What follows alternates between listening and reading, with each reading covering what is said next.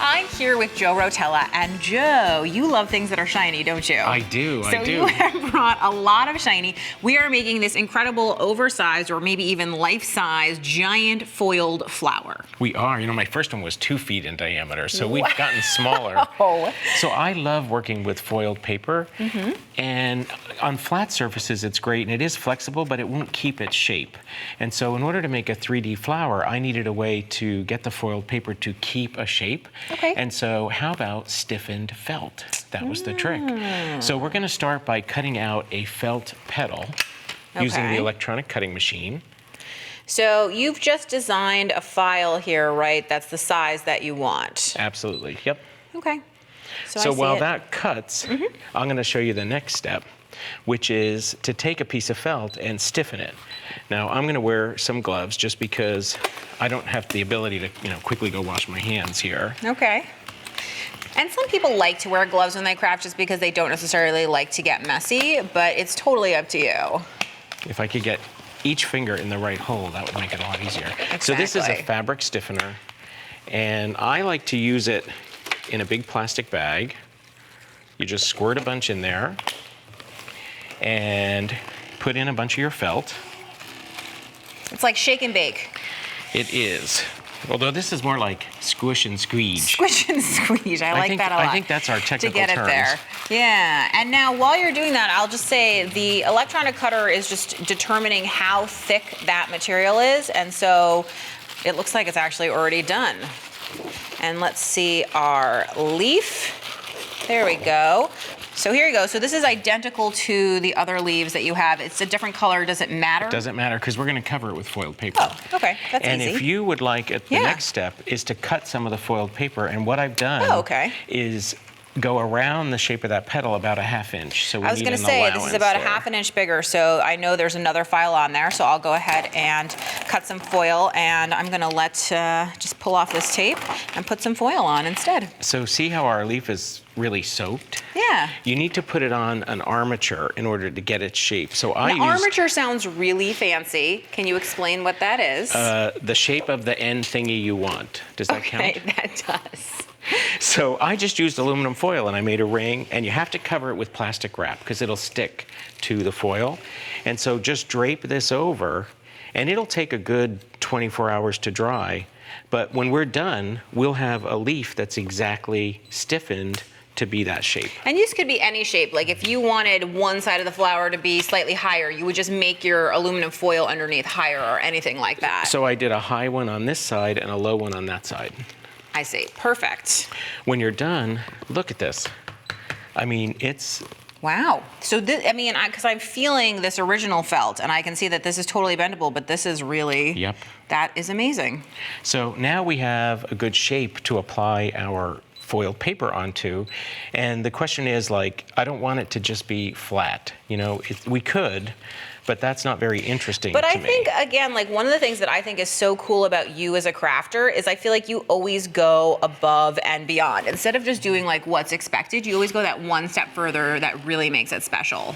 So what I'm going to do is use a hot glue gun and just make some ribs. Oh, like veins that a leaf might have. And there's no right or wrong here. These are your leaves. This is what you want your leaf to be. What's great is that foiled paper is actually 3 layers. There's foil on the outsides, and in the middle it's regular paper, kind of like a sandwich. Really? And that's why it cuts so beautifully. I was going to say, I'm going to grab my spatula out of here and just wiggle this foil, this delicate, there you go, right off. So I have one done, and you can see it's a little bit bigger. So this glue it's not all the way hardened, but it's not completely wet.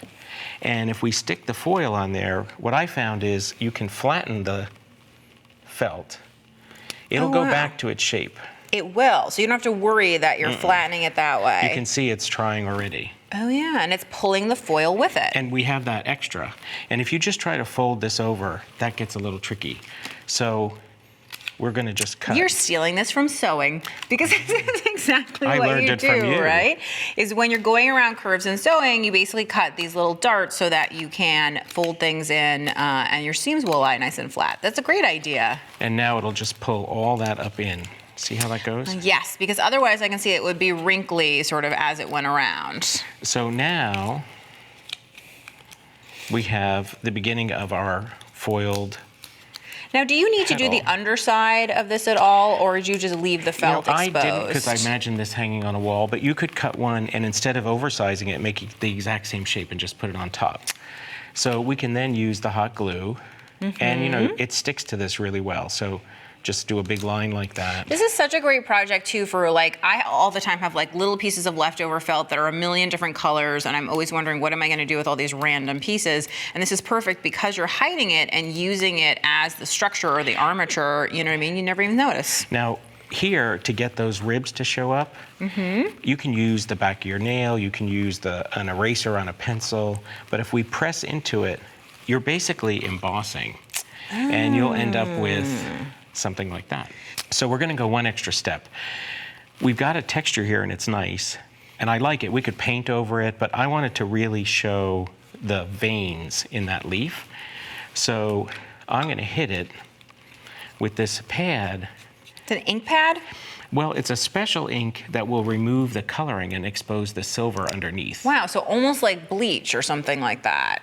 And but it's not toxic, you know, I'm not worried about my hands. But do you see how as I So rub it's it? basically going on the raised portions of it mostly and not into the grooves. Yeah, and see what that does. If we kept rubbing and rubbing and rubbing, we would have that. That is such a cool look. I love that color variation. And it does remind me of nature because nature's full of these places where the color changes and transforms like that. Now, we needed a center for the flower, and I wanted a dome shape.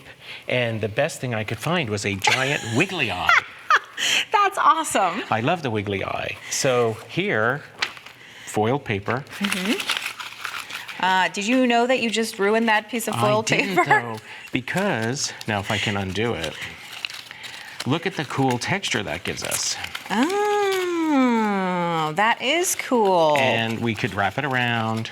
And again, that's more like what you would find in nature is something that has that kind of bumpy texture because it's seeds or something like that at the center of the flower. And I love how the stars on there, you know. Oh, you're going to even more distress it. I love it. How cool is that? Now, if you don't like that and you want something a little bit glitzy, how about Mardi Gras beads on top of our wiggly eye? And this just has a disc on the bottom. If you want to like stiffen it up, just put a piece of wood the same size. I painted it.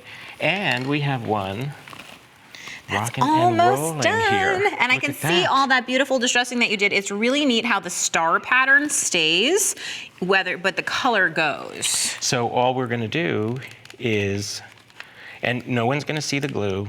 Don't worry about the glue. I'm a very messy hot gluer, and I've come to accept that instead of trying to fight it. But I think hot gluing is a skill. Well, you know, and if I were really concerned, I could wear these little the finger things to save yourself from burning yourself. Mostly I like to burn myself 3 or 4 times and then remember to put them on. As you can see, that's exactly what I've done today is remembered, oh, I should wear those things. Exactly. So we're just going to add these things all the way around. And now when we're you done, could make this, you know, any color you wanted to go with your home decor, because I know the one that we've seen was all in sort of like reds and yellows and oranges. This is all in purples. I mean, this would be really fun for centerpieces, actually, for a party. I think a child would love this in their room. Can you imagine a wall full of these? Oh, yeah. And especially, you know, like I said, the first one was 2 feet because I thought, okay, the electronic cutting machine can handle a large amount. That foiled paper is pretty big, right? So it makes it easy. And I imagine that you can put all sorts of things in the middle, like you could do a candle. Oh, that's a cool right? idea. You could turn it into a little clock or something like that. I mean, you could do a lot of different stuff. That would be really neat. Now watch that I don't burn you. Okay, I'll be careful. And it goes together so fast. And I love how you did the veining on these larger leaves. I can see how that is done, and you know, so that you really get that texture. And then all I did on the back of this one was add a sawtooth hanger. Ah, and then it's so easy to put on the wall. So there you have it. That is super cool, Joe. And this is one of those projects that I think, boy, girl, garden party, whatever. This was awesome. Thank you so much.